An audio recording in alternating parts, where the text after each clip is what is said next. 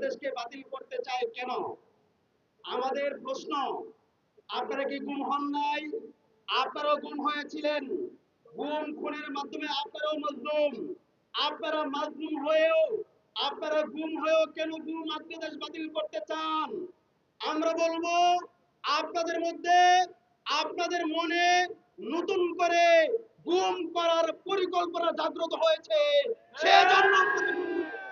সেজন্য আপনারা গুম অধ্যাদেশ বাতিল করতে চান। আপনারা এতদিন মাজলুম ছিলেন, এখন জনগণের আবেগকে পুঁজি করে ক্ষমতায় গিয়ে আপনারাও জালেম হওয়ার পরিকল্পনা হাতে নিয়েছে। আমরা স্পষ্ট বলে দিতে চাই, বাংলাদেশ হাসিনার মতো জালেমকে মেনে নেয় নাই। নতুন করে যারা জালেম হতে চাইবে তাদের ঠিকানাও বাংলাদেশে থাকবে না। আমরা গুমের ব্যক্তি, দীর্ঘ 40 দিন আইনা করে আমাকে চোখ বলে গুম করে রাখা হয়েছিল।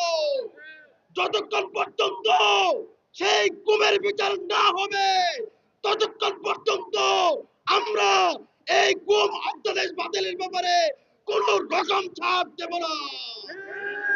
সংগ্রামী সাথী বন্ধুগণ, আমরা আরো বলতে চাই, যারা দিল্লি না ঢাকা স্লোগান দিয়ে মানুষের আবেগ সহানুভূতি অর্জন করার চেষ্টা করেছিল, আজকে তারা কেন কথা বলে না? তাদেরকেও কথা বলতে হবে। যে দিল্লির আগ্রাসন বাংলাদেশকে ধ্বংস করেছিল, সেই দিল্লির আগ্রাসন এখনো বাংলাদেশে চলমান আছে। ক্ষমতার পালাবদল হয়েছে, মেকানিজম বদল হয় না। ক্ষমতার ব্যক্তিরা বদল হয়েছে, তাদের আদেশ বদল হয় না। আমরা স্বরাষ্ট্রমন্ত্রী জনাব সালাউদ্দিন সাহেবকে বলতে চাই, আপনি নিজেকে দাবি করেন গুমের ভিকটিম, আমরাও মেনে নিলাম আপনার গুমের ভিকটিম। আপনি যদি গুম হয়েই থাকেন, তাহলে কেন গুম অধ্যাদেশ বাতিল করার ব্যাপারে আপনার এত সাপ জাগ্রত হয়েছে? নাকি আপনি নতুন করে গুম করার মাস্টার মাইন্ড হিসেবে আবির্ভূত হতে যাচ্ছেন? সংগ্রামী সাথী ও বন্ধুগণ, আপনারা জানেন মাওলানা আতাউর রহমান বিক্রমপুরী ভাইকে অনর্থক গ্রেফতার করা হয়েছে। ওনাকে গ্রেফতার করে কোনো মামলা দিতে পারে নাই। মামলা দিতে না পারার কারণে ওনাকে গ্রেফতার করে ডিটেনশনে গ্রেফতার দেখানো হয়েছে। তারপর ওনাকে আটক করে তারা ষড়যন্ত্র করতে থাকে কোন মামলায় তাকে ফাঁসানো যায়। কোন মামলা দিতে না পেরে অবশেষে প্রথম আলো ডেইলি স্টারের অজ্ঞাতনামা 300-400 আসামির মধ্যে মাওলানা আতাউর রহমান বিক্রমপুরীর নাম গ্রেফতার হওয়ার 2 মাস পরে যুক্ত করা হয়েছে। তারপরে সরকার কেমন জানি আবারও ষড়যন্ত্র করে এই বিক্রমপুরীকে যখন ডিটেনশন বাতিল করানো হলো হাইকোর্টের রিটের মাধ্যমে, তারপরে তাকে মামলায় যুক্ত করা হলো।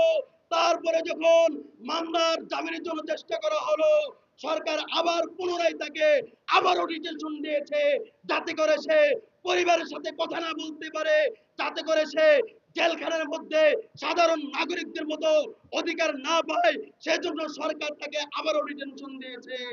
আমরা বলবো, একটা রাষ্ট্র কি করে এত জালেম হতে পারে? একটা রাষ্ট্র কিভাবে তার জুলুমের বহিঃপ্রকাশ করতে পারে?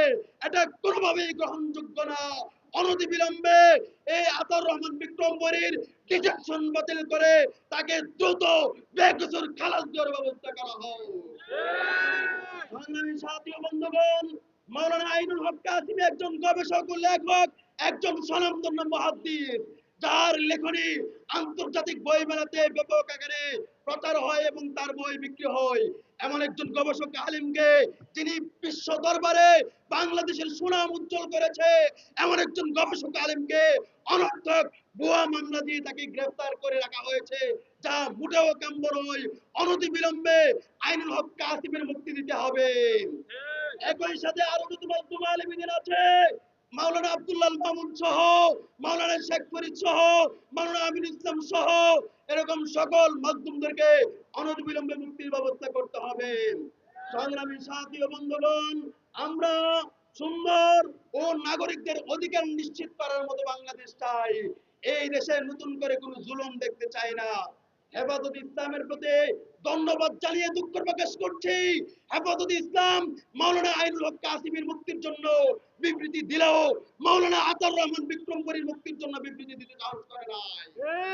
সেজন্য হেফাজতে ইসলামকে পরামর্শ দিচ্ছে মাওলানা আতাউর রহমান বিক্রমপুরী সহ ছোট বড় সকল আলেম ওলামা সকল মাদ্রাসার ছাত্ররাই হলো হেফাজতের কর্মী। আপনারা আপনাদের অবস্থান ধরে রাখার জন্য সকল মজলুম আলেমদের মুক্তির জন্য কাজ করতে হবে। সংগ্রামী সাথী ও বন্ধুগণ, এই পর্যায়ে বক্তব্য নিয়ে